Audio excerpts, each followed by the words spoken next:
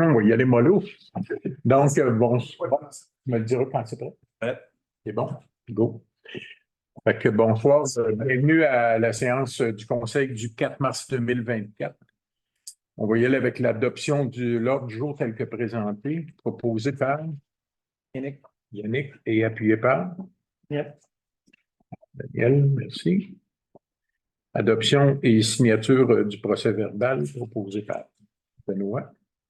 On peut l'appuyer et Hugo.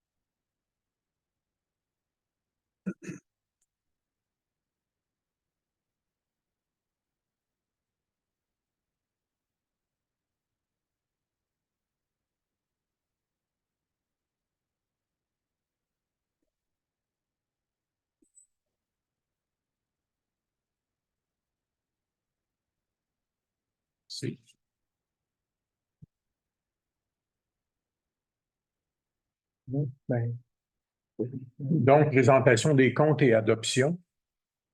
Dans les comptes, dans les principaux comptes, on a André Mayotte pour 1804 là, dans les chèques à émettre.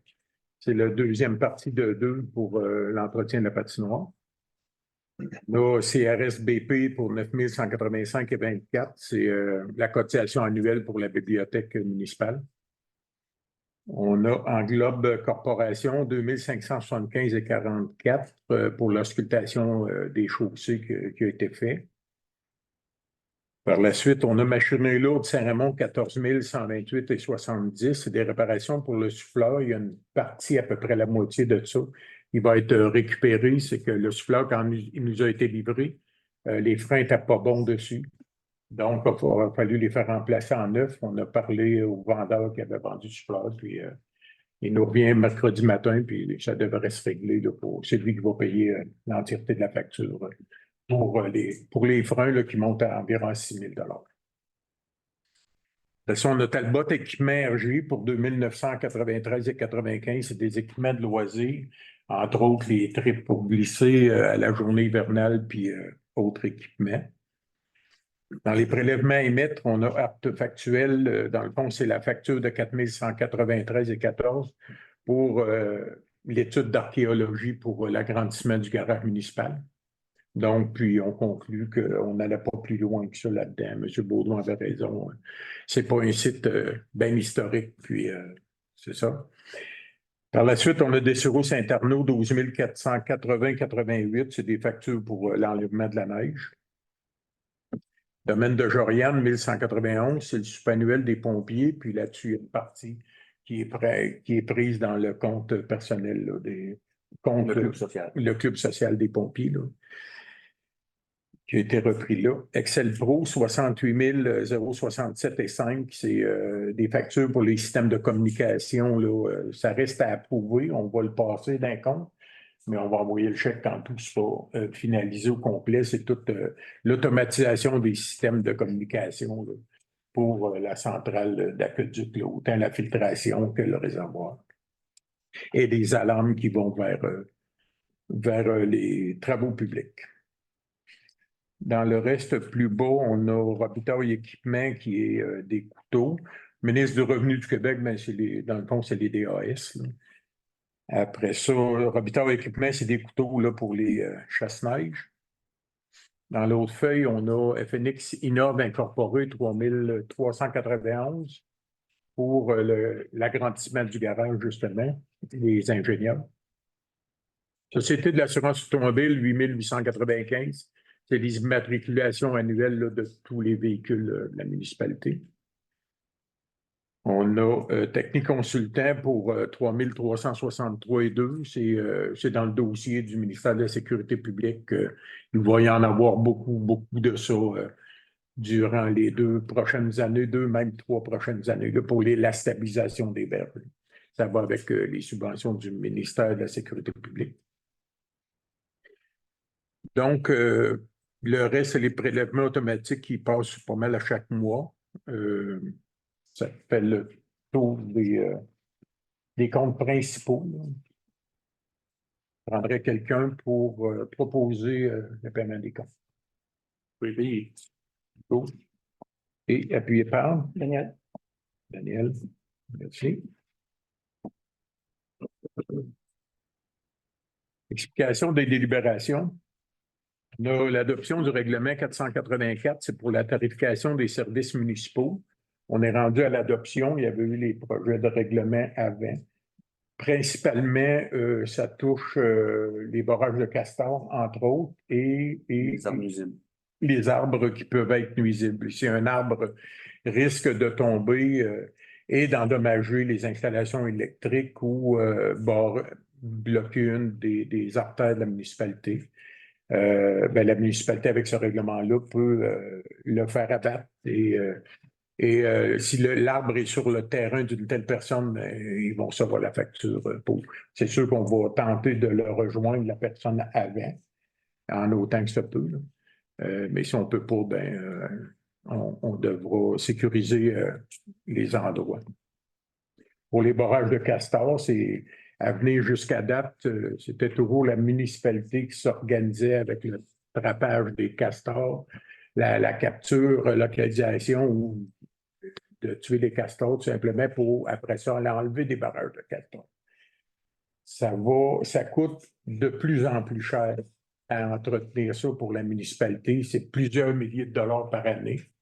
Et la loi permet aux municipalités qui veulent s'en prévaloir de laisser ça aux propriétaires des terres. Donc, la municipalité, en principe, puis tout est relatif, là, mais en principe, la municipalité ne défraierait plus les frais pour les barrages de castors à la période de questions, s'il vous plaît. Fait que c'est là-dessus qu'on s'en va vers l'adoption du règlement pour les tarifications. Donc, et si ça nuit vraiment à un cours d'eau ou de fois de même, en tout cas, on verra à qui imputera la facture de ça. On a l'adoption du protocole pour la tenue de la fête de la famille des Chenaux. C'est adopté par toutes les municipalités de la MRC. La fête de la famille change de municipalité à chaque année. Puis, c'est un protocole qui est signé en lien avec la MRC, tout simplement. On a un mandat au directeur général et au maire de signer l'avenant au protocole d'entente pour le secteur des brumes. Et aussi, en D, on a le secteur veillette. Dans le fond, on reporte la date au 31 mars 2026 et 31 décembre 2026. C'est en lien avec les glissements de terrain puis la stabilisation des berges, étant donné qu'il y a eu du retard de 1 an et demi, 2 ans. Donc, le ministère nous demande de repousser les dates d'échéance pour ça. Puis peut-être qu'ils vont repousser encore, mais en tout cas, pour l'instant, c'est là. On espère qu'ils ne repousseront pas, que tout sera fait, là, mais on espère que le début de ce projet-là, on espère que ça va changer parce que ça a été très, très, très lent. Par la suite, on a le mandat à Mallette pour un audit comptable pour la TEC au coût de 5 617 $. Et en F, on a aussi le mandat pour l'audit pour le Primo, numéro de projet 2025-208 pour 4 280 $. Vous allez voir de plus en plus des audits comptables parce que dans les nouveaux, toutes les subventions, tous les projets que le gouvernement accorde aux municipalités.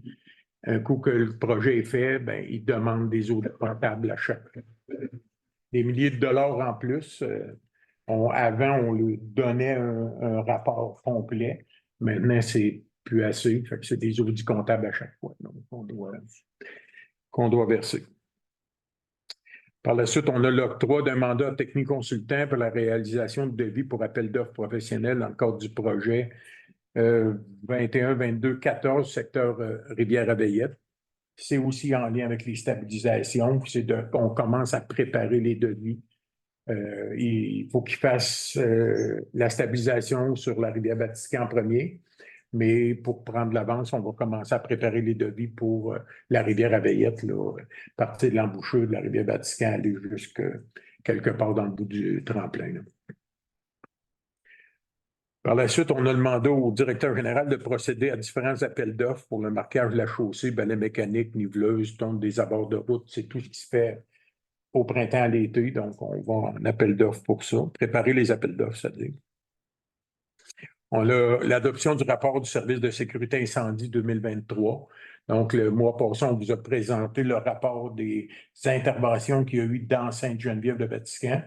On doit aussi déposer au ministère de la Sécurité publique un rapport beaucoup plus complet, très, très épais sur tous les coûts associés, les liens avec, en lien avec les objectifs du schéma de couverture de risque incendie qui a été fait il y a quelques années.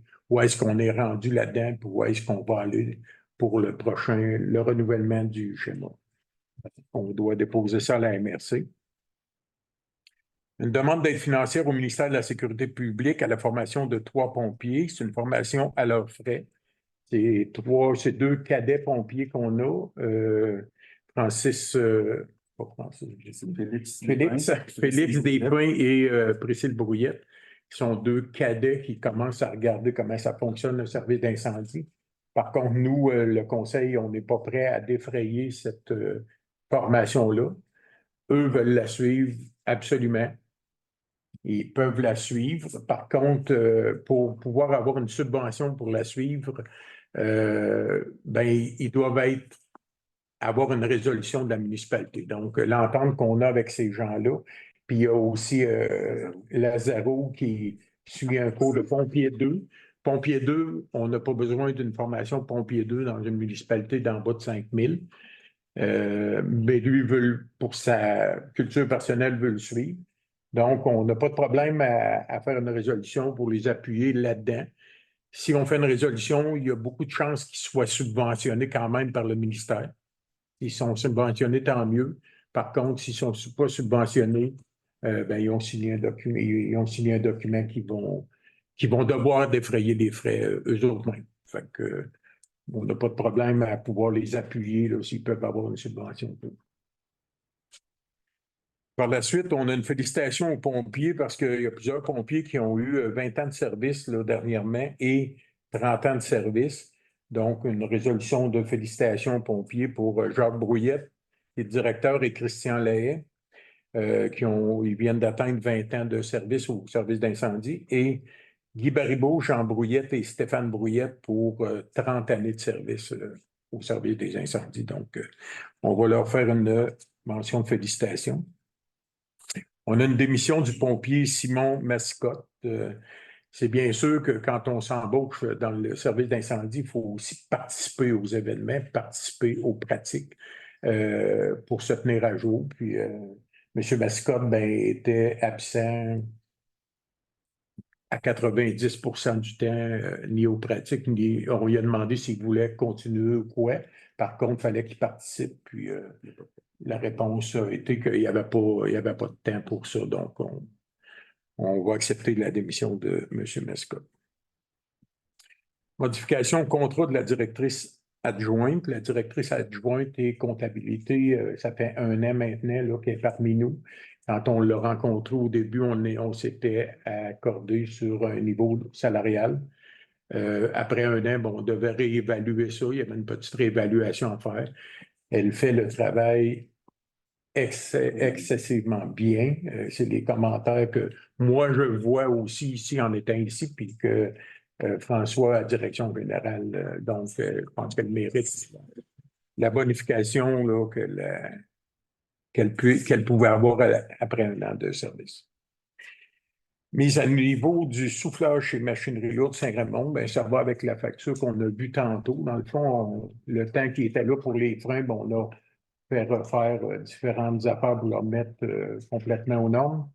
Donc, on le fait par résolution aussi. Il y en a donc de toute façon. OK. Demande d'aide financière à la Société Saint-Jean-Baptiste pour la fête nationale, comme à chaque année. On fait une demande pour avoir des subventions pour la fête nationale. On a aussi une demande d'aide financière à Desjardins pour la programmation 2024 de l'Agora. Donc, la programmation est sortie, ça va sortir, ça va être décidé, oui. Est-ce qu'on modifie pour dire pour nos programmations de services de loisirs pour l'année 2024, vu qu'on va faire peut-être la demande pour l'ensemble de nos activités au lieu de juste pour l'Agora? On pourrait ajouter, là, si vous êtes d'accord, on pourrait ajouter aussi pour les activités de loisirs 2024. On va avoir à faire Jour modifié, en fait. On va en faire une globale. Là. Effectivement. Fait qu'il y a un jour modifié, c'est correct? C'est bon. Oui. Merci. On a une formation membre du comité consultatif d'urbanisme qui aura lieu le 25 avril. C'est 175 $ par personne. On a 4 personnes, corrige-moi Robert, mais on a 4 personnes qui sont au comité consultatif d'urbanisme. Et puis, le gouvernement exige que ces gens-là aient une formation de 3 heures. C'est quoi une dérogation mineure, puis c'est quand elle devient majeure aussi. Pour les questions, des fois, ça peut être embêtant là, pour les demandes qu'on a. Donc, la formation aura lieu à la MRC le 25 avril en après-midi. Donc, ça va pour ça. Attribution du contrôle à Samba pour l'inventaire et la relocalisation des fameuses mulettes qu'on parle depuis des lunes. Pour le dossier MSP au coût de 36 420 $ plus les taxes applicables. Là-dessus, je passerai la parole à François pour l'expliquer parce qu'on est allé.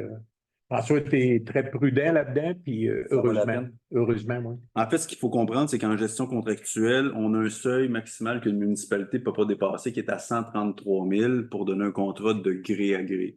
Et dans le cas du dossier des mulettes, à l'automne dernier, quand on a fait un appel d'offres, il y avait eu une seule firme qui avait démontré de l'intérêt, mais qui avait gelé ses tarifs seulement pour 2023. Fait qu'en 2024, elle devait redéposer une offre de service. Et juste cette offre de service-là, tout seul, isolément, elle atteignait 111 000 $. Normalement, on dit le seuil, c'est 133, mais normalement, tout ce qui excède 25 devrait faire minimalement l'objet d'un appel d'offres sur invitation. Ce qui n'avait pas été le cas par nos consultants, comme je l'ai dit tantôt, parce qu'il manquait de soumissionnaires. Par contre, là, on est rendu en 2024. On n'a pas tout à fait la même conjoncture qu'on l'avait en 2023. Fait que j'ai pris la peine de relancer des organismes et on est retourné en appel d'offres avec 2 autres organismes en plus de Stantec qui était le soumissionnaire. Et vous voyez, Samba à 36 000. Donc, ce qu'on avait avant le mois passé, on avait 111 000 pour Stantec, on avait un contrat de 30 000 pour les plongeurs. Là, Samba nous fait tout ça pour 36. Fait que ça vaut la peine des fois d'être prudent. C'est un peu plus long, mais c'est un 100 000 pas loin d'eux qu'on vient d'économiser dans le projet. Là. Fait que c'est important, c'est de l'argent des contribuables québécois. Au gouvernement, là. Oui. C'est pas de l'argent qu'on économise à nous. Parce que nous, on le dit souvent, le contrat, il est signé pour 9 900 000 au début. Nous, notre contribution, la municipalité de 387 000. Si ces 2 projets-là finissent à 20 millions, nous, on paye quand même 387 000. Donc, ce 100 000-là, c'est nos impôts. La ligne, c'est nos impôts à tout le monde, là. Puis, donc, et aussi, la grande affaire, c'est qu'on ne veut pas se faire accuser non plus d'avoir outrepassé les règles, là, dépasser un tel montant qu'il faut que tu ailles sur SEA. Parce que ça aurait été pire si on octroie le mandat à Stantec, puis que dans le mandat de Veillette, de la rivière à Veillette, Stantec redépose. Là, on vient officiellement de dépasser le seuil. Fait que l'autorité des marchés publics pourrait revenir contre la municipalité, puis là, ça serait vraiment pas joyeux à gérer. Fait que il vaut mieux être plus prudent que pas assez dans ce dossier-là. Effectivement.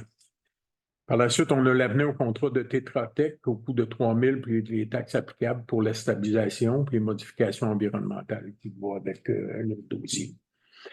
On a l'annulation des résolutions 23, 10, 11 à Plongée Expert et à Stantec, toutes deux liées à l'identification et la relocalisation des mulettes. Bon, dans le fond, pour ceux qui ne le savent pas, ben, les mulettes sont des petites moules. Des petites moules qui se trouvent dans la rivière Batiscan. Et à l'endroit où on doit aller stabiliser le terrain, ben, les mulettes sont là.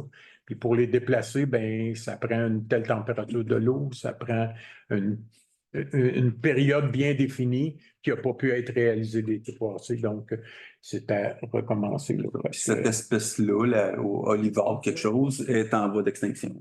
C'est ça, une espèce menacée. Voilà. Par la suite, on a l'adhésion à la publicité annuelle dans le feuillet du Parc de la Rivière-Batiscan au coût de 721 $. C'est annuellement qu'on a une demande là-dessus. Puis, c'est dans le livre que les gens du parc remettent là, aux visiteurs. L'octroi d'un mandat technique consultant pour la réalisation des travaux entourant la mise en place d'un cadre de gestion des actifs au coût de 7 250 plus taxes applicables. Donc, c'est François, vas-y, promptement. Simplement. Oui, c'est ça, parce qu'on peut aller loin. En fait, sommairement, la gestion des actifs, ça couvre entre autres nos infrastructures en eau, que ce soit les conduites d'eau potable puis les conduites d'eau usée. Dans le plan d'intervention, on a déjà des segments de conduite, donc les longueurs, le tuyau, le diamètre du tuyau, on a ça. Par contre, physiquement, la localisation sur une matrice informatique, on ne l'a pas. Fait qu'essentiellement, la gestion d'actifs va nous permettre d'identifier telle longueur de segment de conduite, de tel diamètre se trouve dans telle rue. Fait que si on a des travaux à faire où il y a un bris d'aqueduc, on va savoir on a quoi en face de nous, puis exactement on est localisé où. C'est bête, là, mais on a une intervention l'hiver, les vannes qui ferment l'eau, on les cherche, on ne les trouve pas. Là, on va le savoir virtuellement. Et les employés col bleu vont avoir aussi sur leur tablette exactement où est-ce que c'est situé. Par la suite, on a l'octroi d'un mandat en ingénierie civile à FNX au coût de 15 000 $ plus les taxes applicables afin d'intégrer les devis d'architecture, structure mécanique pour la demande d'aide financière PRACIM. C'est pour l'agrandissement du garage municipal.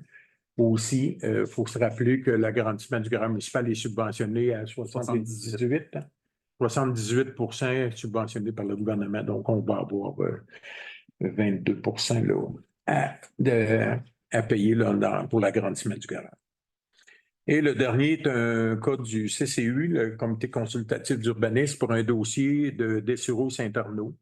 On a une demande là, pour la construction d'un nouveau garage pour les équipements chez Dessureau-Saint-Arnaud dans la rue de la Petite-Pointe. La demande de CCU est en lien directement avec la ligne en arrière. Donc, la personne devrait, puis là, elle n'a pas ouvert, je n'avais pas mon code, là, mais la personne, il faut qu'elle soit à combien de mètres?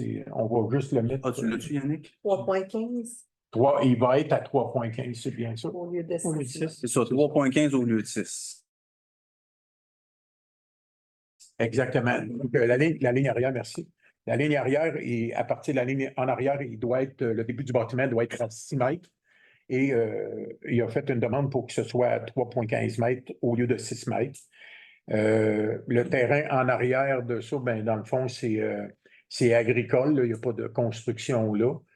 Donc, ça ne nuit pas comme tel à un terrain en arrière. Puis avec ce qu'on vit actuellement là, avec la protection du territoire agricole, c'est pas demain matin que ça va être dézoné.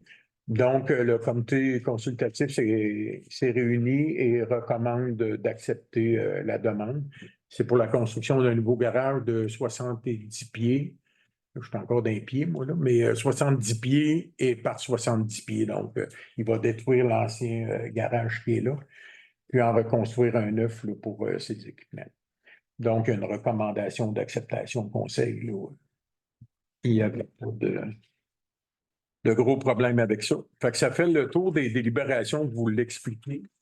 On a une période de questions qui débute, puis on a aussi une autre période de questions à la fin du conseil. Je vous demanderai, étant donné qu'il y a beaucoup de monde, juste de vous identifier votre nom, puis de quel endroit est-ce que vous êtes? On va commencer. Mon nom, c'est Pierre Jacques, c'est un modèle de politicien dans le principal. Oui. Votre règlement sur les castors. Oui. Le barrage est à l'intérieur d'un cours d'eau qui est municipalisé. Moi, ça me ferait un préjudice parce que les fossés ne coulent plus à cause de ce barrage-là. Ça va être à mes frais de démanteler aussi. C'est ça ton nouveau règlement ou. Ben, c'est pas le mien, là. C'est le règlement. C'est le règlement du conseil. François, c'est toi qui as travaillé le dossier beaucoup plus. Ben oui, c'est bien correct. Ah oui, parfait. En fait, étape 1, ça serait de bien l'identifier. Tu pourras venir me revoir, Pierre, puis on va regarder ça ensemble. On offre encore des services, on peut se parler, il n'y a pas de problème. Au terme de ça, on verra, parce que le règlement adresse que ça va être les bénéficiaires des travaux qui seront facturés ou imposés. Tu seras dans ce cas-là probablement pas la seule personne impactée, donc il y aura une des communications à avoir d'entrée de jeu avant de dire voici comment qu'on va faire. Fait que je pense que l'idéal, là, parce que la réponse, ça va être un peu vague, parce que chaque situation va être ça va être du cas par cas. Fait que je t'invite à venir me rencontrer, puis on regardera ça ensemble. Effectivement, parce que des fois qu'on était appelé sur des barrages de castor qui étaient quand même pas mal hauts dans les terres aussi. Ouais. Ça inondait les terres dans ce coin-là, mais le dommage plus bas n'était pas nécessairement là, mais effectivement, ça inondait certaines terres de l'agriculteur. Mais comme François dit, puis ce que j'ai mentionné tantôt aussi, c'est vraiment du cas par cas là-dedans. Là. Parce qu'à un moment donné, là, on se ramasse avec des frais de 2-3 000 pour la municipalité. On a vu ça là, dernièrement. Là. Il ne faut plus que ça soit comme ça. Là. On va regarder c'est quoi les responsabilités de chacun. Mais ça ne veut pas dire qu'on va tirer tout ça dans la cour des agriculteurs pour autant. Loin de là. Monsieur Masca, juste un instant. Ça répond-tu en partie? Oui, c'est bon. Monsieur Masca. Merci, Saint-Geneviève. Oui. C'est au sujet justement de cette modification-là, l'article 465, l'article 25 sur le jugement des eaux. Lorsque l'on lit le terme obstruction peut entre autres faire référence, mais sans être limitatif, est-ce que ça peut, pour les castors, être une construction sur, mettons, un cours d'eau dont le diamètre d'un tuyau n'est pas suffisant ou quand on dit non limitatif? Faudrait. S'il y a une restriction. Ben, l'enjeu n'est pas visé directement par le ponceau, puis je crois savoir de quelle situation vous voulez parler. Maintenant, il faudrait adresser qu'il y a une obstruction et que le diamètre en cause pose problème. Ben, si on pourra, comme je le disais, M. Jacob, si on va avoir la fonte au printemps, il n'y a pas gros de neige, mais en tout cas, on pourra voir l'écoulement qu'il y en a, puis vous nous recontacterez à ce moment-là, il n'y a pas de souci. Parfait. Puis on va aller voir ce qu'il y en a, là, sans problème. Bon, bonjour. Oui. Sylvain Dupont, de Grand Point. Oui. Moi, le problème qui se pose, c'est qu'ils ont limité la vitesse dans 50 km de Grande Pointe. Mais le chemin est tellement chaotique et plein de trous, des poules, que si on roule à 50 km, je ne me rends pas chez moi. Il va rester à peu près avec le volant pour manquer des morceaux. Non, parce que j'ai appelé, moi, à l'automne. Vous êtes La conjointe. la conjointe, OK. Edith Pilote. Oui. C'est ça, j'ai appelé à l'automne à savoir parce qu'il y avait déjà beaucoup de nids de poules et on m'avait dit qu'à l'automne, ça serait réparé. Et là, c'est.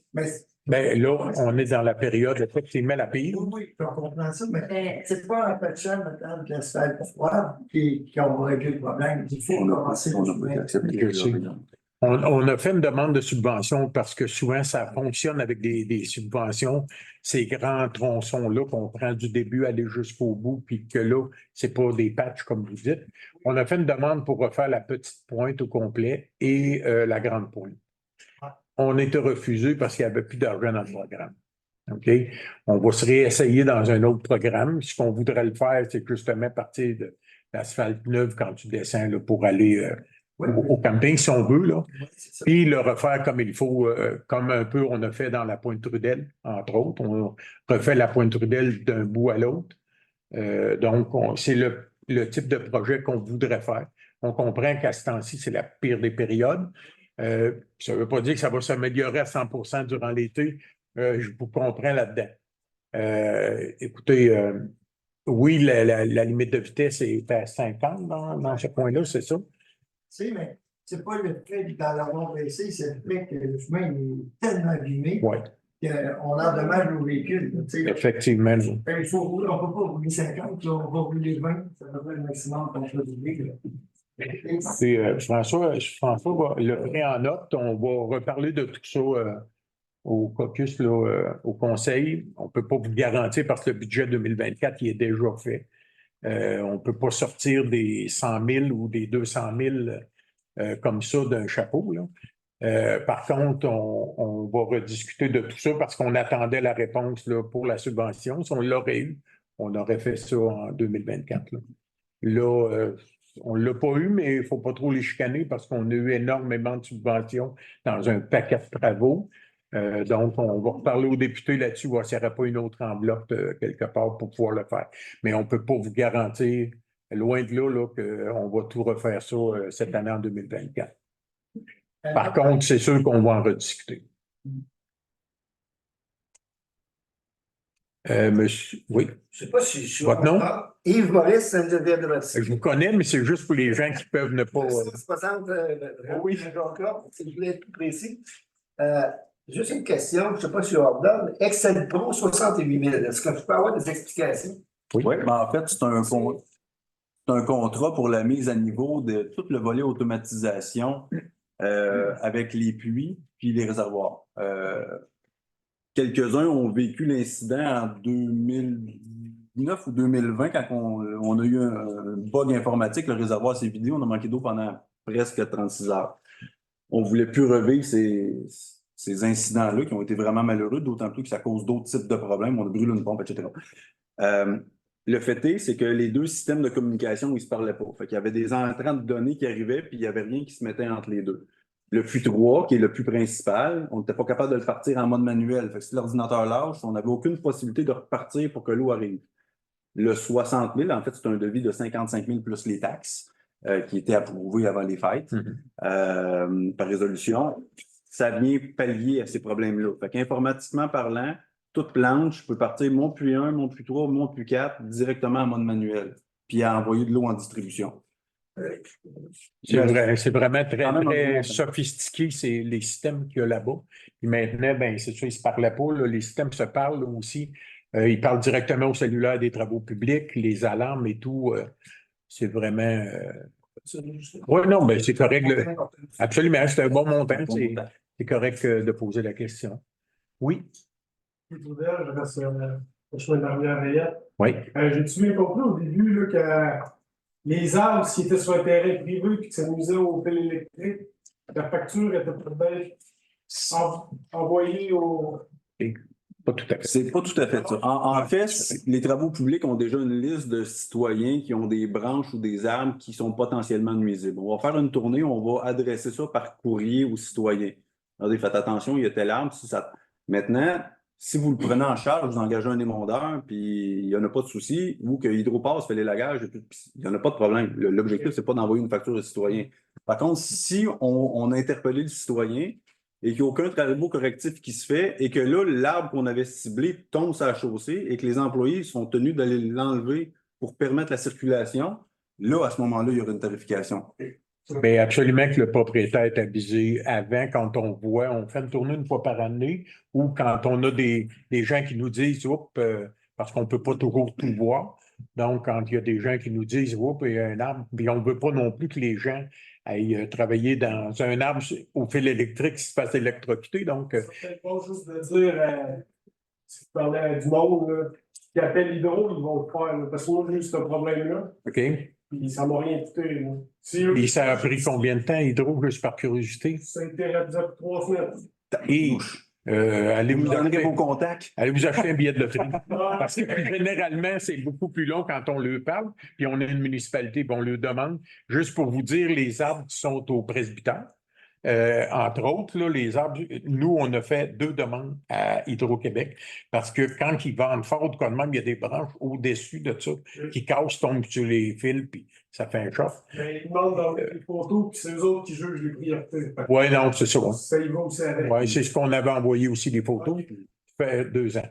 Parce qu'il nous Mais on n'est pas chanceux, mais tant mieux s'ils sont là dans 3 semaines. Je veux dire que c'est mieux d'en parler parce que c'est Effectivement. citoyen, que sinon, Non, non, non. l'autre, s'ils disent qu'il faut qu'ils engagent un émondeur, ça n'entendra pas se payer 300 piastres quelqu'un.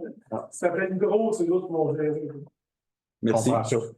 Mais si Hydro ne viennent pas, et que l'arbre devient dangereux, on va inciter. Voilà. Puis c'est pour ça. Fait que, parfait, merci. Avant la dernière période de questions, est-ce qu'il y a d'autres questions pour cette période-là? Puis, ça va pour tout le monde? Merci. On va aller avec... il n'y a pas d'avis de motion à cette séance-là, donc on va dans les délibérations.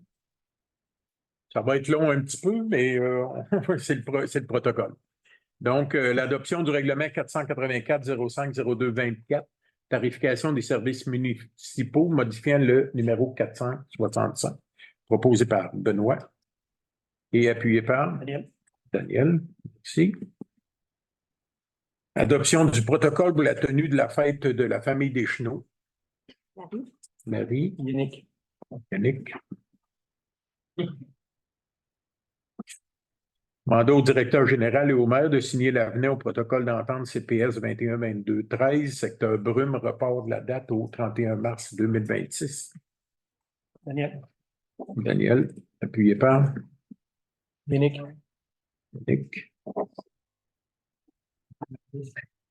Mandat au directeur général et au maire de signer l'avenant au protocole d'entente CPS 21-22-14, secteur Veillette pour le report de la date au 31 décembre 2026. Proposé par Marie. Hugo. Marie et Hugo. Le mandat à mallette pour l'audit comptable pour la TEC au maximum de 5 617 plus les taxes applicables. Daniel. Benoît et Daniel. Mandat à mallette pour l'audit comptable Primo 2025-208 au coût maximum de 4 280 plus les taxes applicables proposées par Hugo. Et oui, c'est ça. Bien compris, oui. Appuyé par Yannick. L'octroi pour le mandat à technique consultant pour la réalisation de devis pour l'appel d'offres professionnel dans le cadre du projet CPS 21-22-14, secteur Veillette au prix de 3 900 $ plus les taxes applicables. Proposé par Daniel. Appuyé. Marie. Benoît. Mandat au directeur général de procéder à différents appels d'offres, marquage de la chaussée, balai mécanique, niveleuse et tondeuse et tonde des abords de route. Proposé par Marie. Hugo. Adoption du rapport du service de sécurité incendie 2023. Proposé par Daniel. Yannick. Demande d'aide financière au ministère de la Sécurité publique à la formation de 3 pompiers. Proposé par Yannick et appuyé par Hugo. Félicitations, lettre de félicitations aux pompiers pour les 20e et 30e années de service. Marie. Et Hugo. Acceptation de la démission du pompier Simon Massicotte. Donc, Daniel est appuyé par Yannick. Benoît. Yannick.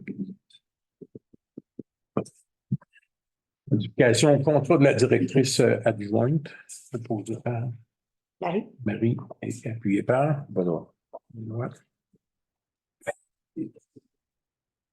Mise à niveau du souffleur chez Machinerie Lourde de Saint-Raymond. Proposé par Daniel. Et appuyé par Nick.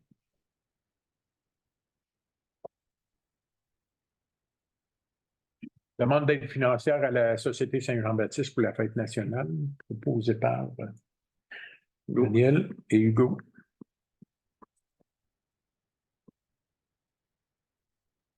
Demande d'aide financière à Desjardins pour la programmation 2024 de l'Agora, et des activités de loisirs là, pour l'année. Proposé par Daniel. Benoît.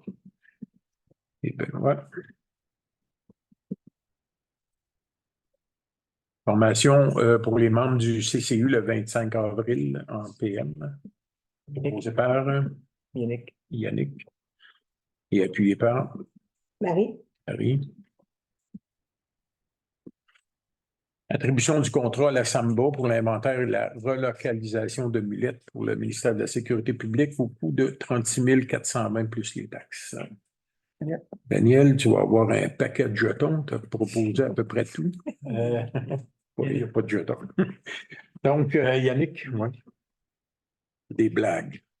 Il n'y a pas de jetons. Avenant au contrat de Tetra Tech au coût de 3 000 plus les taxes applicables pour la stabilisation pour le ministère de la Sécurité publique. Hugo et Benoît. Annulation pour les résolutions 23-10-11 à Plongée Expert et 24-02-08 à Stantec, toutes liées à l'identification et la relocalisation des mulettes. Daniel, tiens. On appuie Yannick. Avec Yannick. Bon. Adhésion à la publicité annuelle dans le feuillet du Parc de la Rivière-Bastican au coût de 721 $. Marie, appuyée par Hugo. Bon, ça j'avais entendu. Octroi d'un mandat à techniconsultant pour la réalisation des travaux entourant la mise en place d'un cadre de gestion des actifs au coût de 7 250. Proposé par Marie et Benoît. L'octroi d'un mandat en ingénierie civile à FNX au coût de 15 000 plus les taxes afin d'intégrer les devis d'architecture, structure et mécanique requises pour terminer la demande d'aide financière Pracine. Hugo? Oui. C'est bon. Appuyé par? Daniel. Et acceptation du dossier en CCU pour Dessureau et Saint-Arnaud. Yannick. Proposé par Yannick et appuyé par Marie? Marie. On s'approche. Donc, le dépôt, il n'y a pas de dépôt à faire, puis je renonce à mon droit de veto pour toutes les délibérations que vous mentionnez, avec tout ça, donc ça devient effectif immédiatement. Dans le mot du maire, je pense que je vais me le réserver avec le monde qui sont ici ce soir. On va donner plus de temps un petit peu pour la période de questions. Mais dans les nouvelles à communiquer, on avait de ce côté-là, ça allait. Il y avait Hugo pour les loisirs. Hein? Ma fête familiale, c'est un succès. On va être revenir l'année prochaine, ce jour on la refait. Puis d'après moi, on va être dans le gros terrain de balle. Je pense que les familles ont aimé ça. Hein? Ouais. Ça a été apprécié, là. C'est sécuritaire, c'est clôturé. Puis, ouais. Je pense que ça a été succès. Félicitations. Avec le coup d'artiste sur le soir, ça ramène du monde pas mal. Oui, c'est ça. Excellent. Ben, c'est des bons commentaires qu'on a eus là-dessus. Merci, Hugo. C'est le conseiller attitré au loisir avec nouvellement Daniel, là, mais c'est ça. Puis il y a une belle gang qui suit Hugo en arrière aussi. Là. Je sais pas si, la marche au flambeau aussi. Je ne sais pas si tu les fouettes ou quoi, mais les appels, ils sont tous là. Alors, ils viennent tous, David, Francis, Olivier. Des bons bénévoles. Là. Oui. Excellent. Bien, merci.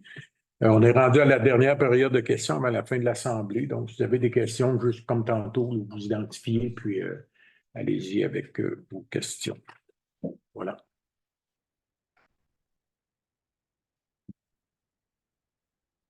Oui.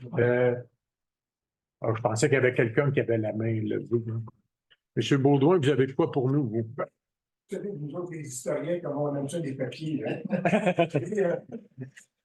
Je pensais vous préparer un petit peu de lecture. Tu sais, quand vous vous demandez quoi faire le soir, soyez pas impressionnés par l'épaisseur, c'est qu'il y a un petit cadeau à l'intérieur de ce document. Oh non, attends, mon Dieu, il n'est pas fait à ça encore. Ah, ben, C'est correct. Ah non, tu sais, il manque un Non, mais là, vous ne vouliez pas m'en donner. OK. Il m'en sauve.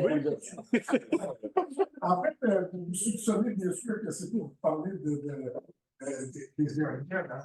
Bon, le document que je vous remets. Oui, pardon. René Baudouin, Ça, c'est correct.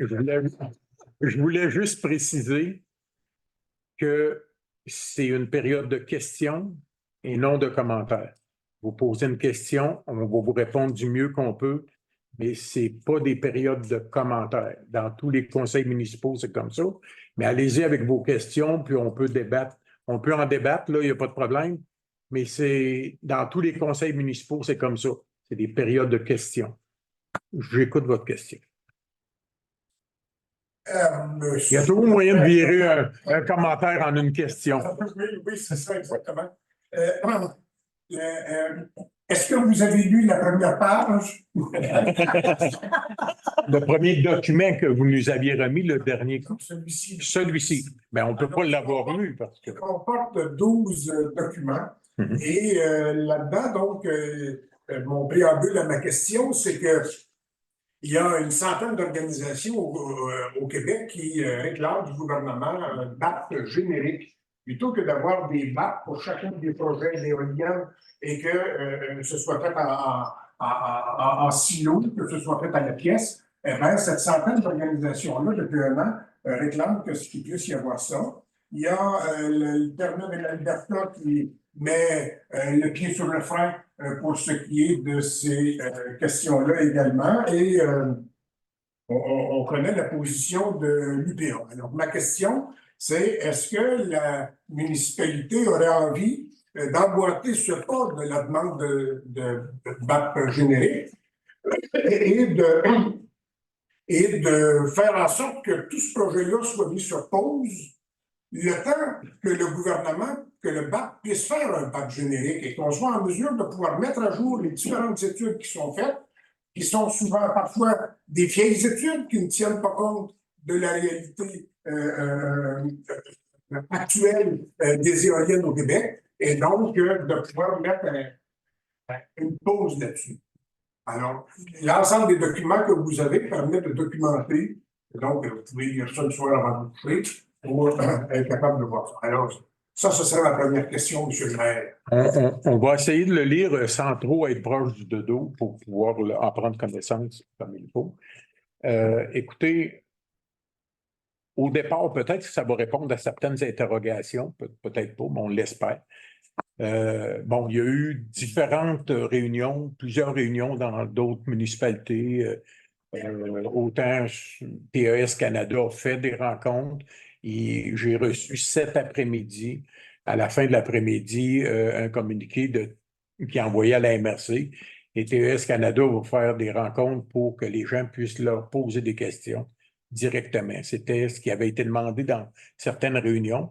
C'est de mémoire, puis ça va être communiqué là, pour que vous puissiez, que les gens qui veulent participer à ça puissent aller leur poser des questions directement pour avoir les réponses, parce que dans les présentations que TES Canada avait fait au début, c'était plus des ateliers, puis les gens ne pouvaient pas poser des questions comme telles. On les a ramené ça, et ils ont accepté de faire 2 rencontres, une à Saint-Narcisse et une à Saint-Tite, je crois, mais on va vous le préciser.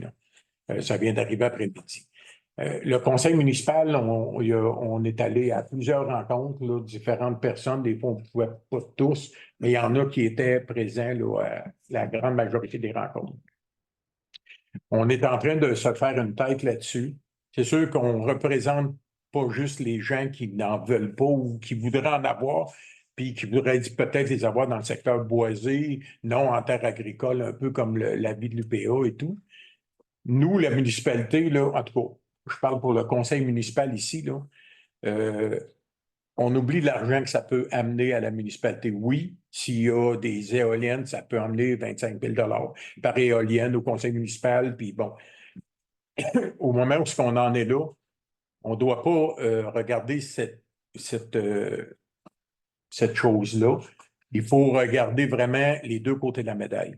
On ne peut pas prendre une position pour dire on arrive et on dit bon ben, pouf, on n'en veut pas, on borde notre territoire, puis c'est fini là. Ça ne se fera pas là.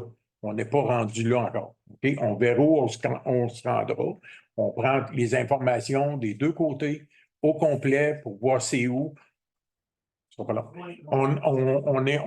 a vu les zones qui seraient possibles. On les voit sur la carte en jaune, là.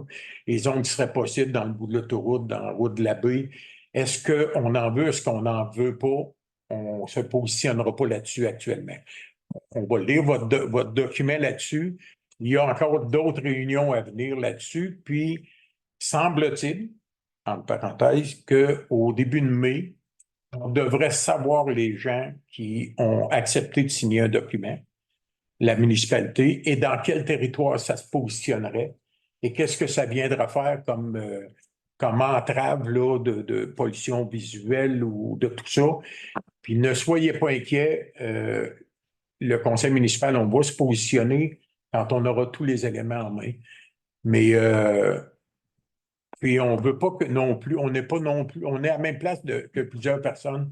On ne veut pas mettre ça dans la vue des gens, là. Puis on comprend aussi qu'il y a des gens qui vont retirer des profits de ça, puis qui ne restent pas, comme vous avez déjà dit dans certaines réunions, qui ne restent pas dans le territoire aussi, mais on va vraiment regarder avec les données qu'on va avoir, parce qu'il y a des gens, il y a des payeurs de taxes à Sainte-Geneviève, peut-être, là, parce qu'on n'a pas la liste, mais peut-être qu'il y en a qui en veulent, qui ont peut-être signé des documents, sûrement. Puis il y a des gens qui n'en veulent pas, qui ne veulent pas voir ça non plus. Donc, l'important, c'est on a du temps, là. On va regarder les rencontres qui sont à venir encore. On va participer aussi. C'est sûr que si c'est des rencontres qui se répètent, à un moment donné, tu l'as entendu, là. C'est aussi bien du côté de TES Canada que du côté des... Les gens n'aiment pas ça qu'on dise les opposants. Par contre, Ils sont contre. il y en a qui sont contre, tout simplement. On dit que 200. On va appeler un chat, c'est ça. Il y en a qui sont pour différentes raisons, mais il y en a qui sont contre. Et je pense que toutes les opinions sont valables. Fait que c'est pour ça que nous autres, on va regarder comment ça va. Puis on va arriver à un consensus à dire, ben oui, le fait de dire on bloque complètement la municipalité, on en a parlé l'autre fois, c'est illégal de faire ça, on ne se mettra pas à risque de poursuite. Ça, c'est sûr.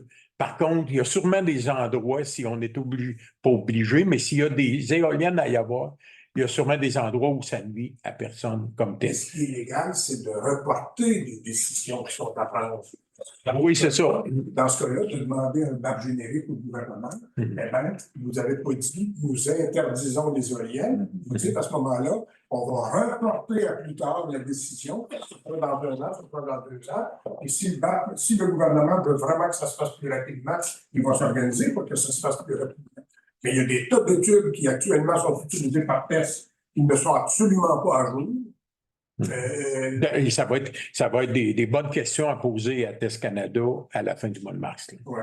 Donc, qu'est-ce que vous me demandez comme citoyen de tendre d'avoir à éplucher les 25 rapports du BAC, parce qu'il y a 25 BAC qui ont... Ben, c'est pas... Non, attendez un petit peu, là. C'est pas nous qui demandons.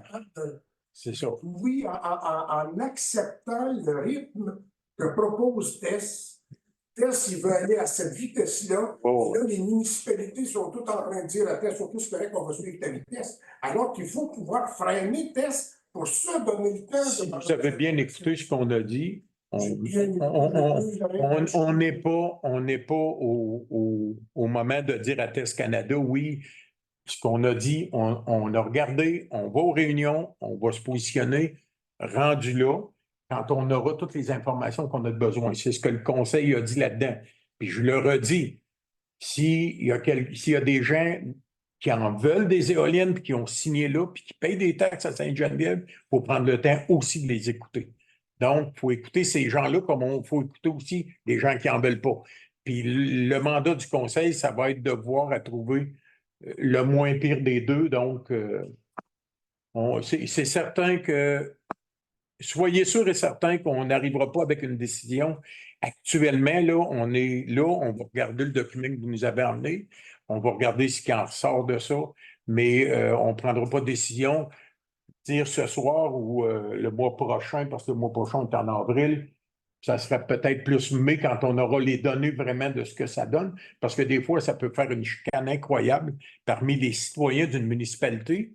Puis un coup que tu vois le projet, peut-être qu'il n'y avait pas vraiment lieu de monter là-dessus. Fait que, il s'agit de voir là-dessus. Monsieur Jacob? Oui. Ce ne sera pas long, monsieur.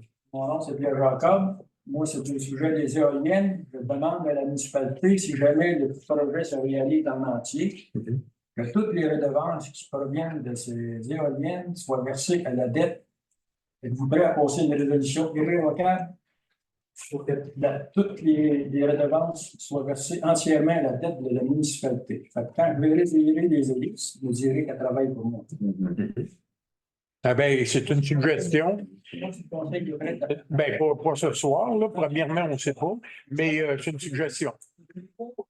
Les citoyens, je pense que ça sera encore plus acceptable si ça vient à passer, là, de savoir qu'au moins le jour, l'argent que la municipalité va recevoir soit entièrement versé à la dette municipale. C'est une bonne suggestion. Mais la dette à Sainte-Geneviève n'est pas une dette qui est très haute, mais elle est là. Donc, on va prendre la suggestion sans problème. Et d'autres qu'on aura peut-être. Pardon? Une redevance substantielle. C'est 25 000 par éolienne. Je ne vais pas en aucun chiffre en l'air. Même maintenant, on le dit, c'est 250 000. Absolument. 250 000 par année dédié à la dette. Vous savez, M. le maire, quelqu'un qui n'a pas de dette, c'est quelqu'un de bien nanti. Parlez-vous de vous, là. Okay. Parlez de vous puis votre voisin, là. Probablement, mais c'est correct. On pourrait devenir une municipalité bien nantie. Absolument. Mais on est quand même très bien positionné, je vous dirais. Très, très bien positionné. Mais c'est correct, la suggestion est bonne. Puis c'est sûr que si ça arrive, parce qu'on ne sait pas s'il y aura des éoliennes ou non, on n'en est pas là. Mais si jamais ça arrive, on prendra ça en cause, effectivement. Monsieur, oui. Oui, vous avez dit tantôt que vous avez déjà eu des réunions avec eux, c'était des ateliers, vous avez parlé de 25 000 par éolienne, mais ils disent qu'ils vont faire ça sur des terrains privés. Comment ça se fait qu'ils vous offrent 25 000 pour ça? Le mode financier, quand TES Canada a parti son projet, comme toute entreprise qui part un projet, ben, vient rencontrer la MRC ou ce qu'il y a les 10 maires de la MRC des Genoux. Ils ont rencontré aussi les maires de Portneuf et les maires de Mekinac, par Portneuf et Lac-aux-Sables. Donc, eux autres présentent leur plan de match, dans le fond. Puis là, ben, eux autres, leur plan de match qu'ils ont fait, c'est un projet de 4 milliards. Puis je ne veux pas rentrer dans le chose trop parce que je ne veux pas faire la propagande de TES Canada, pas plus que de ceux qui sont contre non plus. Mais par contre, eux autres présentent le projet. Puis leur projet, eux, bien entendu, c'est du marketing. On s'entend. Puis pour pouvoir implanter, puis essayer que certains agriculteurs disent, ou propriétaires terriens, peu importe, disent, ben nous, on est peut-être intéressés à en avoir ou quoi que ce soit. C'est sûr qu'ils sortent de l'argent. Hein? Fait que eux, ils nous ont présenté le projet que s'il y avait des éoliennes, ils ont ciblé à peu près 1400 ou 1500 sites pour 140 éoliennes. Donc, il y a des sites qui vont s'éliminer naturellement. Par la suite, si le projet a lieu, ben, ils donnent 25 000 aux citoyens qui ont sur sa terre 1, 2 ou 3 éoliennes. Là, c'est pas la municipalité. Vous parlez du citoyen qui a une terre qui accepte d'avoir une éolienne dessus. Oui. Okay. Après ça, il y a 25 000 par éolienne qui est sur le territoire des municipalités. En plus, donc, s'il y a 10 éoliennes, ben, il y a 10 propriétaires ou s'il y en a 3 sur le même propriétaire, ben, il va y avoir 75 000 Les municipalités, s'il y en a 10 sur le territoire, exemple, ben, ils vont avoir 250 000 chaque année pendant 20 ans. Et, pardon?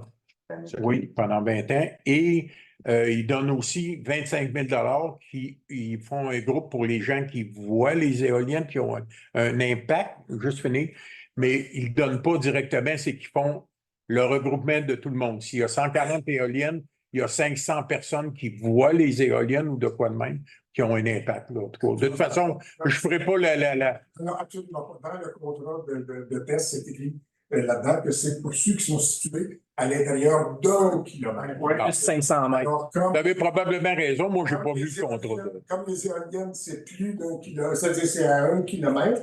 Fait que moi, s'il y a des éoliennes autour de chez moi, sur les 4 terres qui sont autour de chez moi, là où n'habitent pas les gens, eh bien, je suis sûr que l'éolienne va être à 1,1 kilomètre. Et comme je vous dis, là, c'est juste pour vous répondre en général, mais je n'ai pas vu le contrat de Test Canada. Non. Quand Tess va venir, le autres vont pouvoir y aller pour poser des questions. Mais là, ça, c'est quel? Vous dites que vous avez eu. On va vous le publiciser.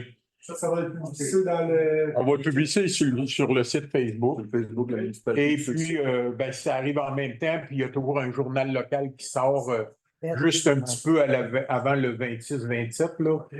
La page principale du site web aussi. Ben, automatiquement, si je le mets sur Facebook, il se ramasse à la Ouais, page c'est principale. Exactement, puis on va donner justement les informations parce qu'on s'est fait dire quand même beaucoup qu'il y a eu quand même plusieurs réunions de gens qui étaient qui voulaient pas vraiment d'éoliennes dans le coin de même.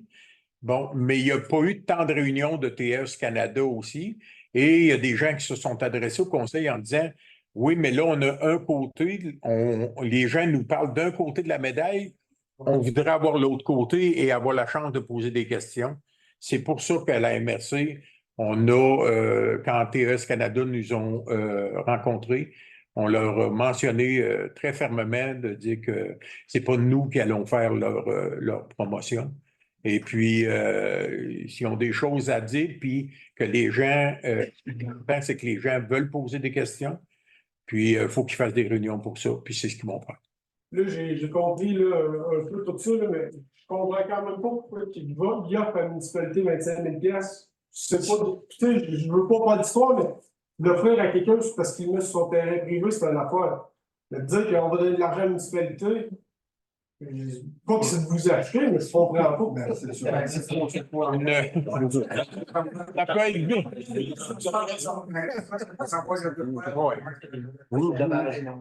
Pardon? C'est ça, le 25 000 qui donne à la municipalité, c'est pour avoir l'accord des. Parce qu'on n'a pas le choix. On a le droit de s'implanter dans la municipalité. Première, oui. Je voudrais y répondre un petit peu. Oui. Parce que sur les documents d'Hydro-Québec, Hydro-Québec fait la même affaire quand il implante des graines d'éoliennes, sauf que Hydro-Québec, elle remet ça à l'AMRC.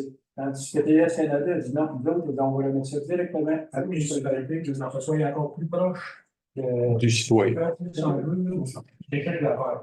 C'est ça. Hydro-Québec, ça fait une implantation d'éoliennes, mettons, pour faire Hydro-Québec. Si la municipalité n'a rien. Pas les sous, ça serait toute la MRC. Exactement. Et la MRC, ben, distribuerait un certain montant, mais c'est beaucoup plus facile d'avoir des montants directs aux municipalités. C'est pas, moi, je ne me suis jamais fait acheter, puis le conseil ici non plus. Fait que c'est pas là que ça va aller. Non, je vous comprends. Je vous comprends, mais c'est comme ça. Mais moi, je vais vous dire, bien franchement, là, si jamais on avait des éoliennes ici, là, j'aimerais bien mieux taxer l'éolienne que d'avoir 25 000 $ par éolienne. Parce qu'elle vaut pas mal plus cher l'éolienne, mais on ne peut pas taxer une éolienne. Effectivement. Pardon? Les infrastructures, vous allez les taxer?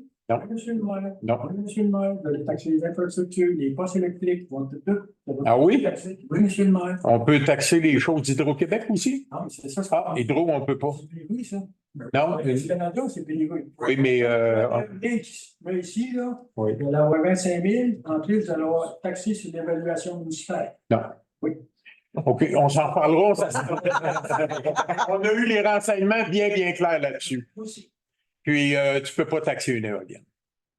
Quand il va y avoir des réunions de tests, nous autres, Les citoyens? les citoyens, est-ce qu'on peut assister à ça? Absolument. OK. C'est déjà ça. Oui. On parle de 25 000. Votre nom, c'était? Michel Tourniel de la Défense. OK, parfait.